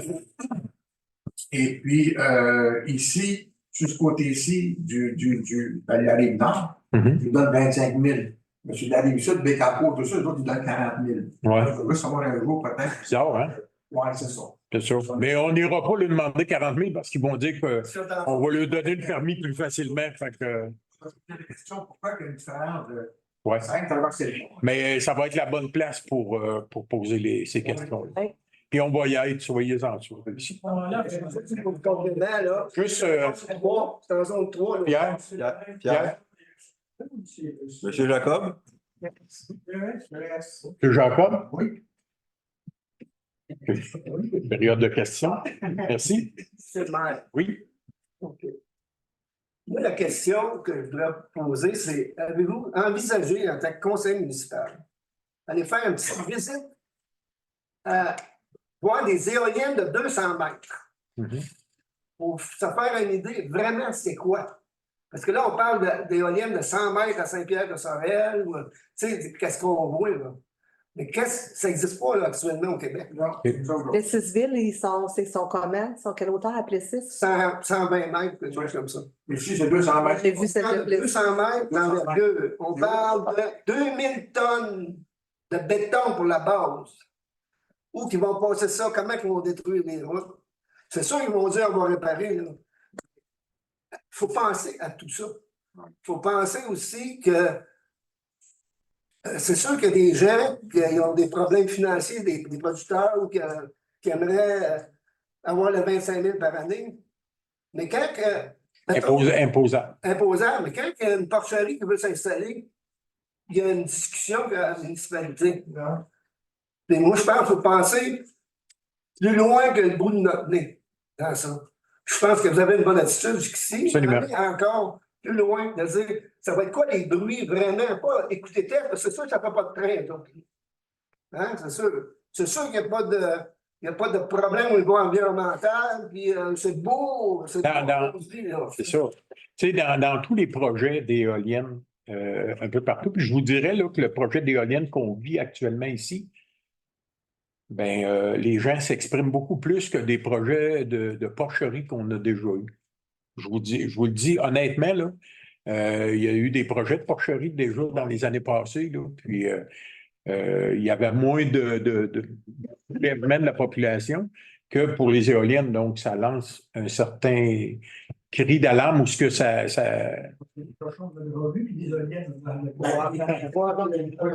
Jacob, vous demandez de sortir si vous voulez. Il y a pas des... C'est ça. Période de questions. Ben, c'est le moyen aussi de garder un certain contrôle. Puis ce qu'on fait là ce soir, là, dans le respect comme on le fait là, c'est numéro 1. On a vécu des rencontres déjà à Saint-Luc, pour ne pas la nommer, où c'était beaucoup moins drôle que ça. Il manquait de respect des petits bouts. Mais ce soir, en tout cas, jusqu'à date, ça va très bien. Puis tous les gens peuvent poser des questions qu'ils veulent. Puis pas pressé de partir, on peut vous écouter. Vous avez une question? Ça, j'ai fini. Vous avez une question? Oui. Okay. Question complémentaire, on vous dirait. Oui, allez-y. Est-ce qu'on peut s'imaginer, vous pouvez vous imaginer en tant que conseil municipal, 140 monstres géants de 200 mètres de haut qui se promènent dans un MRC? Ça appuie. Attends, dans 3 MRC. Oui, merci. Okay, ouais. Non, mais juste pour être précis, là.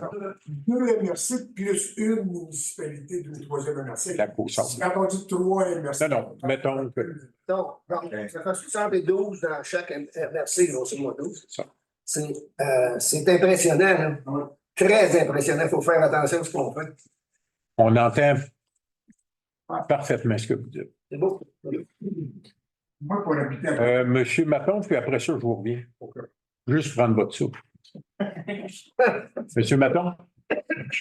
Oui, Serge Maton, résident de Saint-Narcisse, originaire de Sainte-Geneviève, payeur de taxes et très attaché à ses racines locales. Question. La position du conseil municipal pourrait-elle être différente de celle d'une autre municipalité de la MRC ou encore de celle du conseil des maires de la MRC? Absolument. C'est clair pour ça? Ça ne peut pas être plus clair. Autre question. Quelles sont les craintes pour le conseil municipal de voter une résolution interdisant l'implantation d'éoliennes sur son territoire. Je pense que j'ai répondu à cette question-là amplement tantôt. On va écouter tous les gens.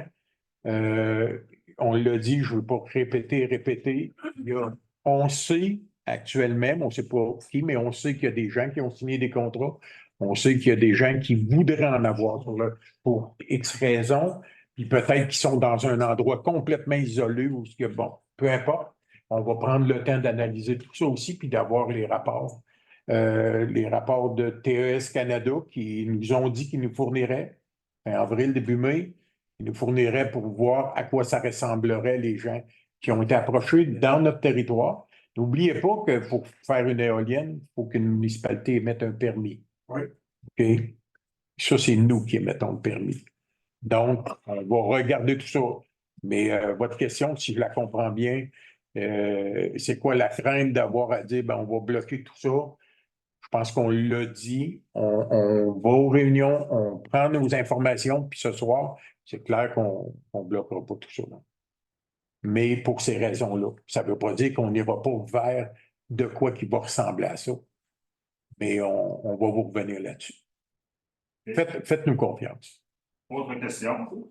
Considérant les grandes inquiétudes de la population, dont les membres du Conseil sont informés et conscientisés, le Conseil pourrait-il déterminer un moratoire sur l'implantation d'éoliennes sur son territoire, accordant ainsi au Conseil une période plus longue pour la cueillette d'informations dont il a besoin et pour lui permettre de s'informer adéquatement auprès de spécialistes, conseillers.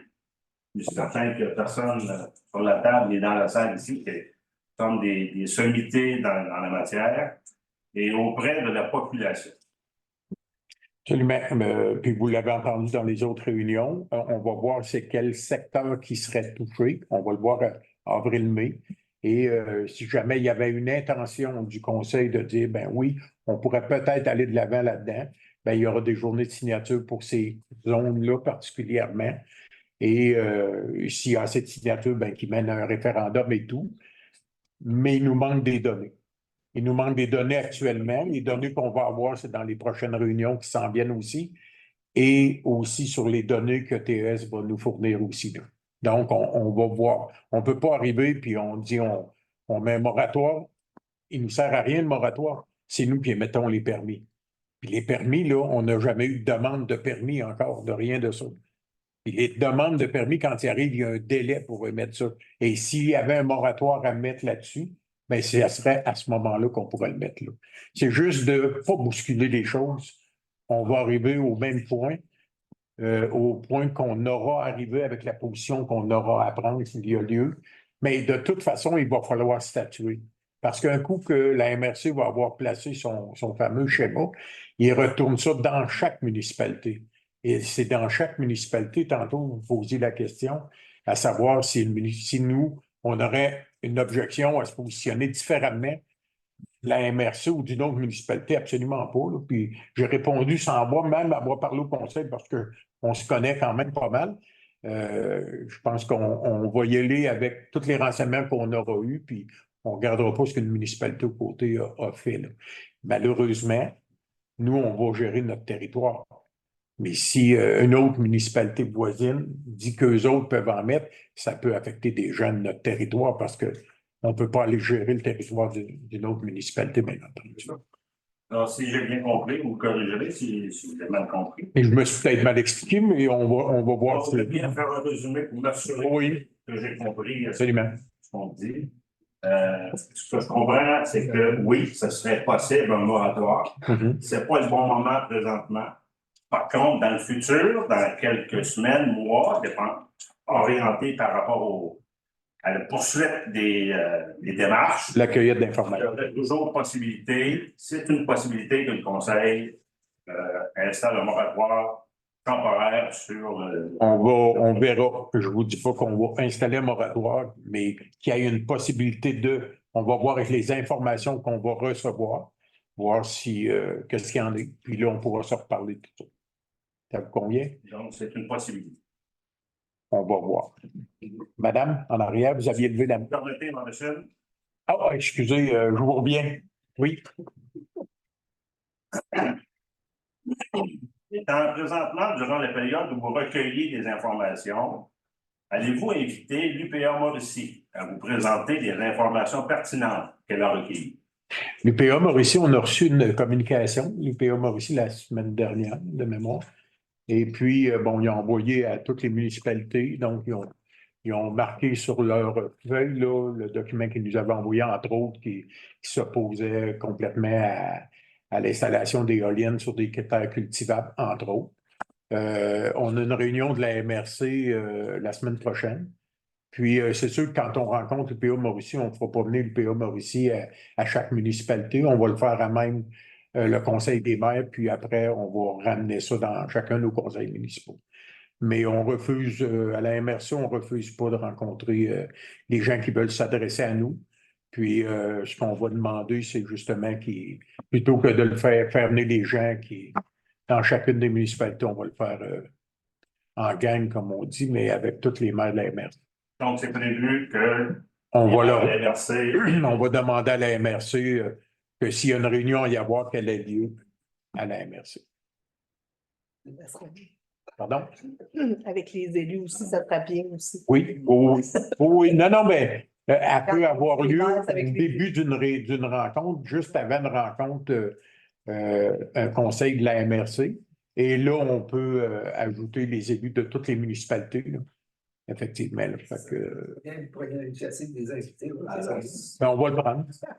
Il n'y a aucun problème avec ça. C'est ce que je veux dire. Vous parlez les vents et inviter l'ensemble des conseillers de toutes les municipalités. À la MRC, je vous dirais que je ne suis pas trop gêné. Quand j'ai de quoi jaser, ça y va. Des fois, je ne suis pas trop majoritaire, mais en tout cas, je dis ce que j'ai à dire. Oui, merci, M. Bâton. Madame? Oui, Raymond, je suis citoyen de la Geneviève. En tant que maire du conseil municipal, est-ce que vous avez ciblé des endroits où pourraient être les éoliennes ou si vous vous fiez simplement aux cartes? C'est ça représente? Eux ont mis certaines zones, certaines cartes. Actuellement, on a 2 endroits, c'est bien ça, François? On a 2 endroits où il aurait pu demander un permis pour une éolienne il y a 2 ans, il y a 3 ans, qui sont déjà ouverts à ça. C'est les endroits où ils ont de l'énergie, dans le fond. Donc, le long de l'autoroute 40, où qui passe le TQM, le gazoduc, ils pourraient demander de mettre une éolienne là aujourd'hui sans avoir de projet de TES Canada, puis ça aurait pu être étudié. Effectivement, c'est des zones qui sont déjà permises. Ça, c'est une zone. Et l'autre zone, c'est dans le bout du parc de la Rivière-Batiscan, au parc de la Rivière-Batiscan, mais sur le territoire de Sainte-Geneviève, dans le bout du barrage, pas du barrage, mais plus... C'est les anciens terrains qui appartenaient à Hydro-Québec. Ouais, c'est ça. Où est-ce qu'il y a de l'électricité, du gaz, des choses comme ça, bien, dans le règlement de zonage, dans le zonage de la zone, c'est déjà permis. Ça ne veut pas dire que le permis aurait été mis pour que ça passe là, pour demander un permis, mais ça aurait pu arriver parce qu'il y a déjà 2 zones qui sont zonées qui pourraient en avoir. C'est la zone du parc? Pardon? La zone à côté du parc, c'est où est-ce qu'il y a la centrale, ou faudrait le préciser. La centrale est de l'autre côté de la rivière. Hein? Ouais. Du côté Sainte-Geneviève, c'est ça. Comme anciennement une coupe de terre qui appartenait à Hydro-Québec.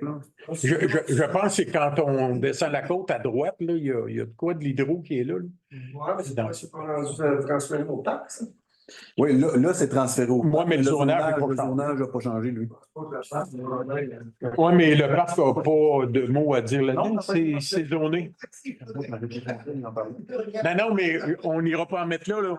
Qu'on se comprenne, mais je veux dire par là, quand c'est zoné municipal, vous avez compris, quand c'est zoné municipal, ben, il y aurait une signature de rue.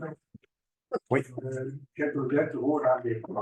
Si je comprends bien, si le projet va de l'avant, ça va passer chez nous. Vous êtes dans la défense. Le coin de la Rivière-Batiscan, c'est au bout de Montréal. Oui, c'est dans ce coin-là. Oui. C'est ça. OK, mais la question, c'était, est-ce qu'il y avait déjà des zones? Là, je vous dis qu'il y a des zones qui sont déjà permises actuellement. C'est ça. Ça ne veut pas dire qu'il y en aurait là. C'est ça. Ça fait la réflexion qu'on a parlé tantôt. Quand on aura toutes nos informations, on va regarder ce que ça fait comme.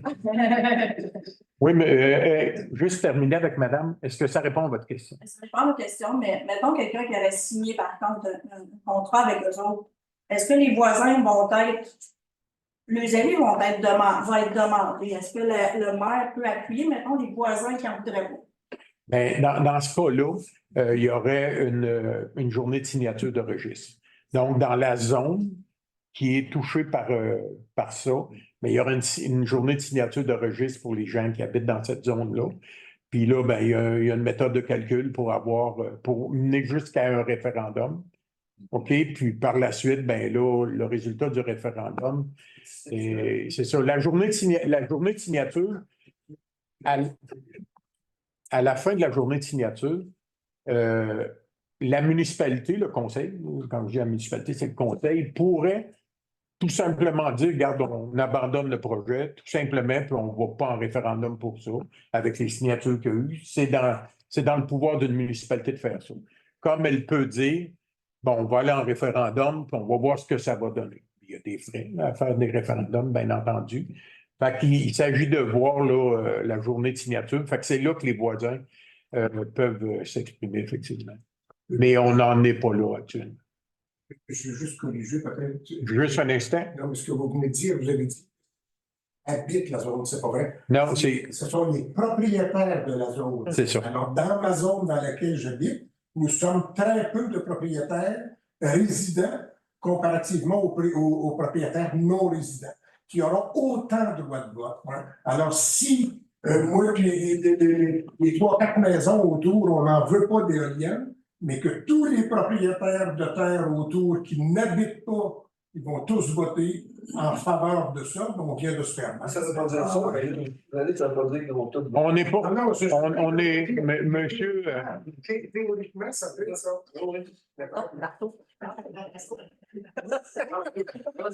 Monsieur Baudouin, vous avez eu l'occasion de donner ces informations-là maintes et maintes fois dans les autres réunions que vous avez faites aussi. Non, mais je corrigeais votre information. Oui, c'est ça. Ce sont les résidents qui vont voter. Je comprends. Puis encore là, ce sont les propriétaires. Encore là, il y a une émission de permis à y avoir par la suite. Puis c'est ça. On va regarder tout ça. On traversera la rivière rendue au pont.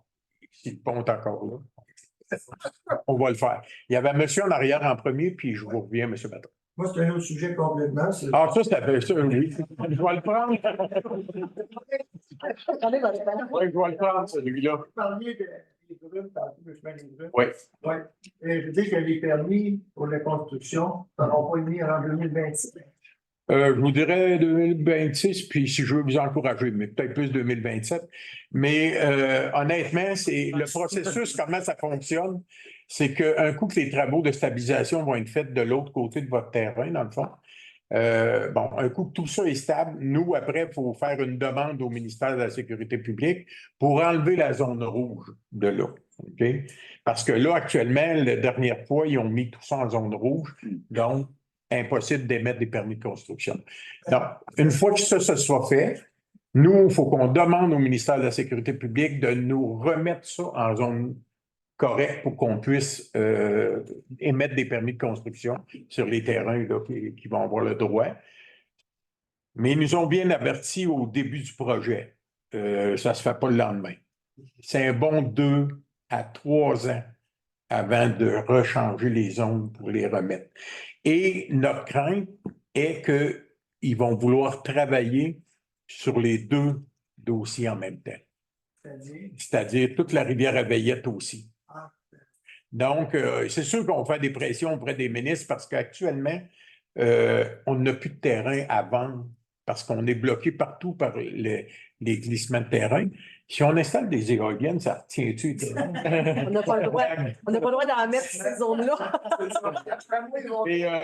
C'était juste une blague. Mais effectivement, nous, on va mettre des pressions pour que quand les brumes seront faites, là, les brumes sur la rivière Vatican. C'est un beau projet. Absolument. Puis, ils ont des demandes pour ces terrains-là. Puis, nous, ben, c'est des nouvelles constructions pour Sainte-Geneviève. C'est certain qu'on va mettre de la pression là-dessus.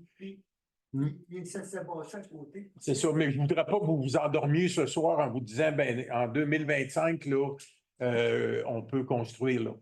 Mais le but, c'est ça, puis on va mettre beaucoup de pression pour qu'ils puissent au moins nous régler ce cas-là pour ne pas attendre, parce que les Rivières-Ravieillettes, c'est quand même un énorme contrat, plus gros beaucoup que l'autre. Puis ça peut prendre un bon 2 ans facile, puis il n'est pas commencé parce qu'il faut qu'il fasse l'autre avant. Fait que là, on est rendu à 2028, là, 29.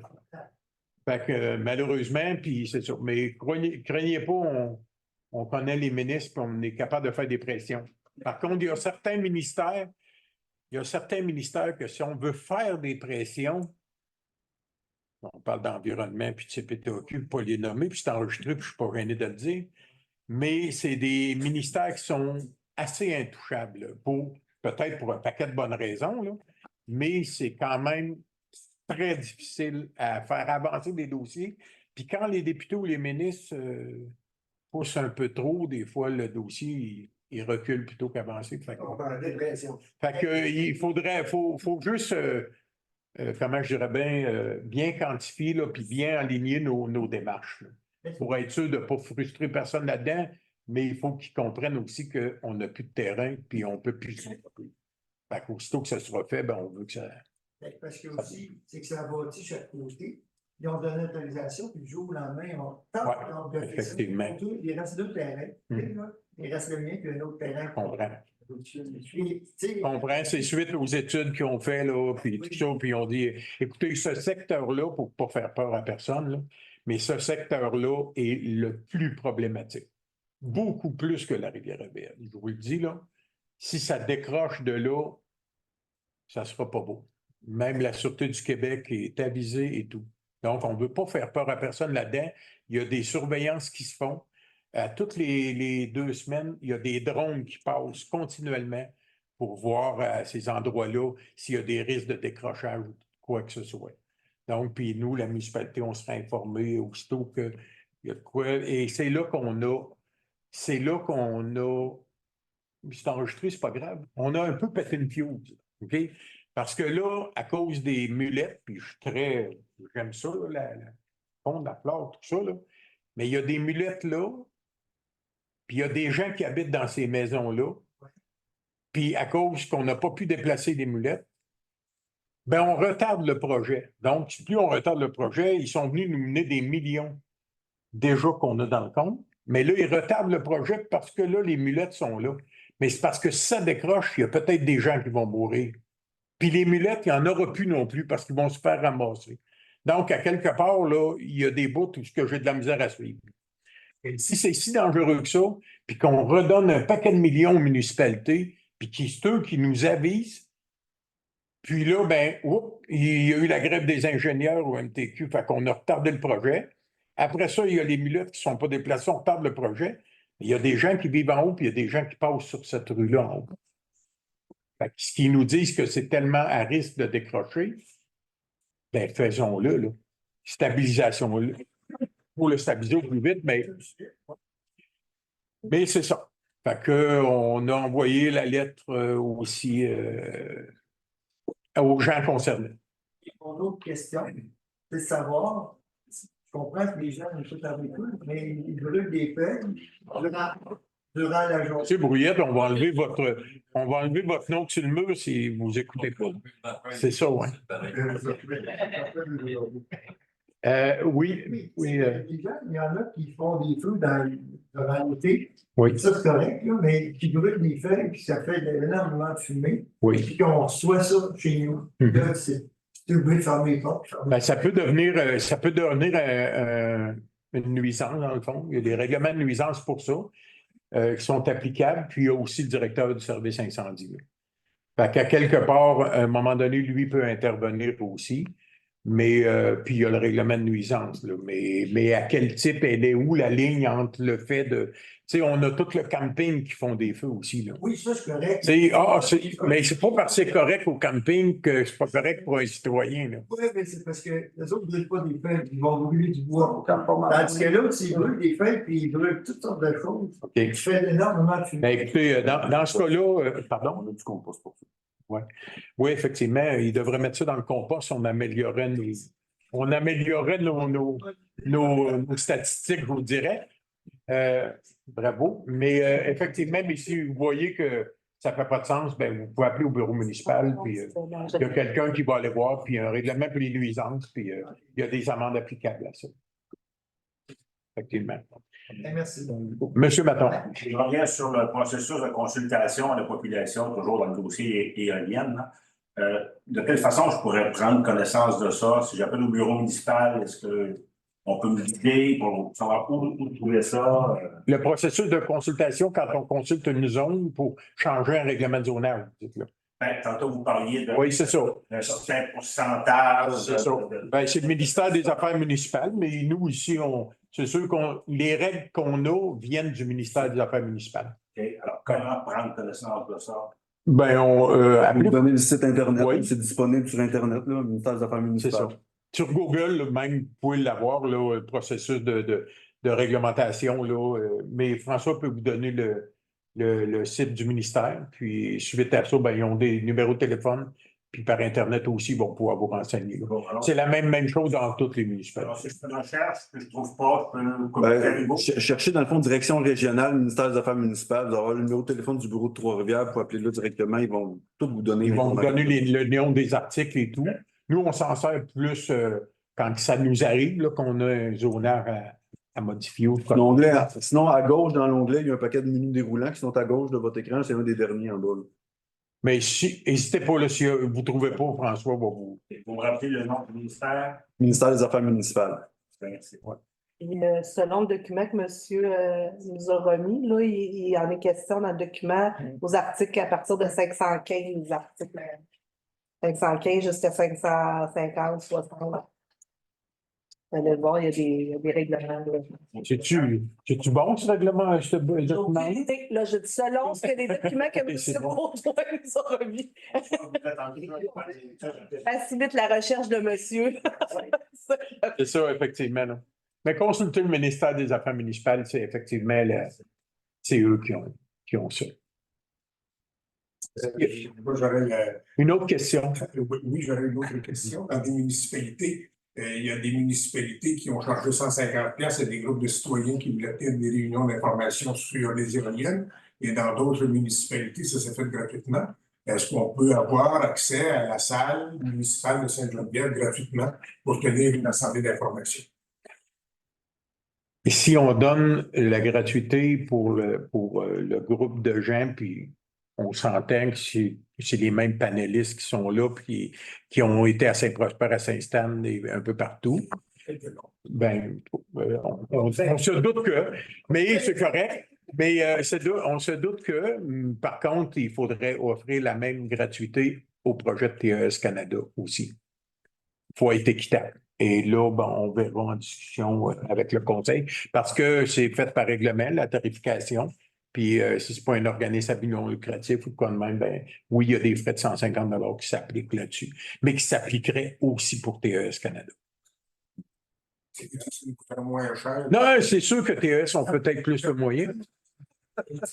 Et ça nous coûterait moins cher. Ben écoute, il s'agira de voir là si on reçoit une demande par écrit, bon, on la regardera. Tout simplement. Vous avez de l'air d'avoir une autre question, vous, non? Non. Ça va? Parfait. Non, mais moi, j'en ai une, par exemple. Là, c'est plus délicat. C'est plus délicat. Tu fais tout, François? Oui. C'est pas. Peut-être je pense qu'il y en a deux, même au du chanceux.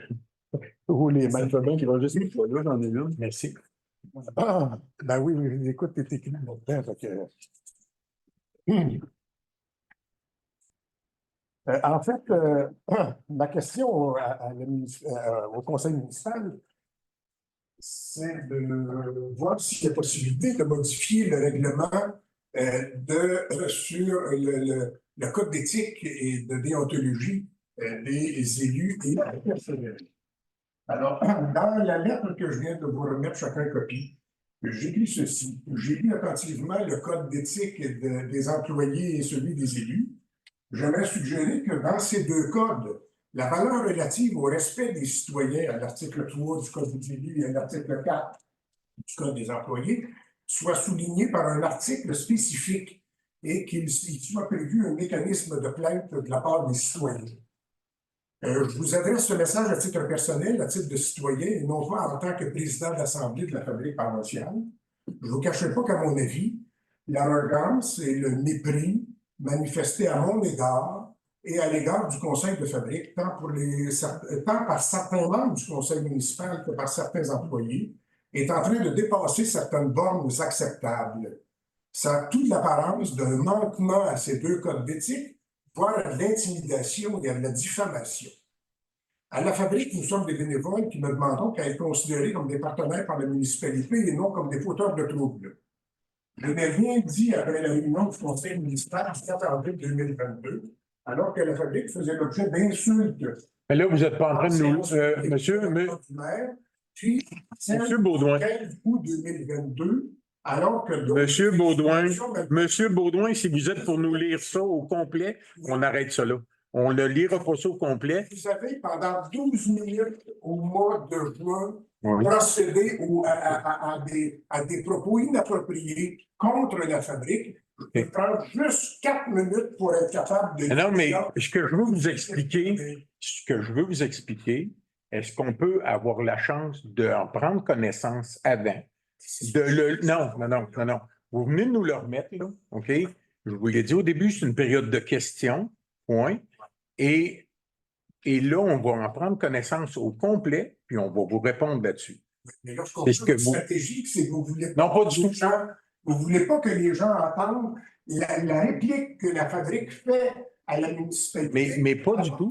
À 3 occasions, dans 3 assemblées, au mois d'avril 2022, au mois d'août 2022 et au mois de juin 2023, vous nous avez insultés largement pendant tous les commentaires que vous avez faits. De sorte que là, la fabrique passe pour une bande d'innocents, d'imbéciles, qui, soi-disant, ont bloqué la municipalité pour utiliser le stationnement, alors que tout ce qui était demandé à la municipalité, c'est signer une entente et remettez-nous votre prêt d'assurance, puisque c'est notre assureur qui l'exige. Et en date d'aujourd'hui, après un an de demande, nous n'avons toujours pas reçu ça. On utilise. Hein? Pardon? Comment ça? Nous n'avons pas reçu la preuve d'assurance à remettre. La dame des assurances me l'a demandé encore. Nous n'avons pas eu ça. C'est impossible. On l'a envoyé par le courriel. Impossible. Vous l'avez envoyé à votre assureur. Vous deviez nous l'envoyer à nous. C'est à vous qu'on l'a envoyé? L'assureur était directement en contact avec vous. Nous n'avons pas vu ça. Et là, vous revenez un an plus tard pour le dire, ça aurait été le fun de le savoir dans les semaines suivantes. On vous en a parlé déjà à d'autres reprises. On va vérifier avec l'assureur, mais pour nous, là, les documents étaient rendus là. La façon dont vous avez pris en otage les personnes âgées pour leur faire croire qu'il y avait un problème de stationnement autour de la salle municipale, au point où ils sont venus... Monsieur Beaudoin, là... Monsieur Gendron, là... Je vais vous expliquer de quoi, là. Moi aussi. Il n'y a aucun problème avec ça. On va en prendre connaissance. Oui. On va pouvoir vous répondre là-dessus. Oui. De toute façon, la séance est enregistrée, puis elle ne sera pas effacée. Elle va rester là. Moi, je vous dirais, allez pas trop loin là-dedans, OK? Parce que nous, les preuves d'assurance, s'il avait été envoyé, on va vérifier pour voir la traçabilité de ça, mais les preuves d'assurance avaient été envoyées. Dans le dossier qui a opposé, puis le mot n'est pas bon, mais qui était entre la fabrique et la municipalité, c'est un dossier qui a duré quand même longtemps, là, si on recule, là, il y a quand même plusieurs années là, que ça a duré. Il y a eu des plus, des moins là-dedans. Il y a eu des choses qui se sont dites peut-être par la municipalité. Il y a aussi des choses qui se sont dites par la fabrique. Donc, vous avez avantage, M. le maire, à dire que c'est vous, la municipalité, qui avez refusé d'acheter et ne cessez de laisser entendre que c'est nous, la fabrique, qui refusons de vendre. Okay, mais c'est un débat qui n'a pas lieu d'être, là. Actuellement. Ben, c'est ça, ça n'a jamais lieu d'être en public. Non. On vous répond alors que... vous pouvez répondre ce que vous voulez, M. Baudouin, mais c'est un débat qui a eu beaucoup de réunions, autant avec la municipalité que la fabrique, que les mariés, que tout ça, puis que vous arriviez avec ça un an plus tard, ou peu importe là, le nombre de mois plus tard, vous avez le droit de vous exprimer, on va prendre connaissance de ça. Je suis arrivé aujourd'hui avec ça, Parce que c'est à la dernière réunion du conseil de fabrique, vous nous avez informé que vous avez versé sur Internet les différentes séances de conseil, et c'est à cette occasion-là que j'ai vu qu'est-ce que vous avez dit au mois de juin. Ben, on n'est pas gêné, les séances sont là, sont enregistrées pour ça. Et on n'est pas obligé d'enregistrer le fait par eux. Elles n'ont pas été mises tout au complet sur Ben, je me souviens pas de la date qu'on avait commencé. Il y en a deux qui ont eu des problèmes informatiques, qui n'avaient pas le droit de faire. En février, on nous dit, là, tout est réglé, tout 2023 est complètement là-dessus. Alors, c'est simplement ça. Puis, ce que je dis là-dedans, c'est il y a un règlement sur l'éthique où vous faites de la diffamation au sujet de la fabrique, et moi, je dis, pouvez-vous ajouter dans vos 2 codes d'éthique la possibilité, c'est-à-dire de dire que le respect, pas juste de le mentionner dans un paragraphe, mais d'écrire que le respect, c'est une valeur importante et qu'il y a une mesure par laquelle le citoyen peut porter plainte lorsqu'il y a atteinte à cette question de respect-là. Mais ce que j'ai entendu aux épiceries, ce que j'ai entendu par l'un ou l'autre ici, le ton des échanges de courriels de monsieur et nous et tout ça dans ces dossiers-là, fait que parfois je dis, ben coudonc, on va en avoir quelle représailles là-dedans, déjà qu'on a perdu des bénévoles et déjà qu'on a perdu de l'argent à cause des propos tenus par le ministère. Oh. Bon, c'est n'importe quoi. Mais vous avez le droit de vous exprimer, vous venez de le faire. Oui. Prochaine question. Est-ce qu'il y a une autre question? Ça va? Parfait. Quelqu'un qui propose la fermeture de l'Assemblée? La fermeture de l'Assemblée propose à faire. Hugo. Et appuyé par? Yannick. Merci. Merci à tous d'avoir été présents. Ça permettra de rebondir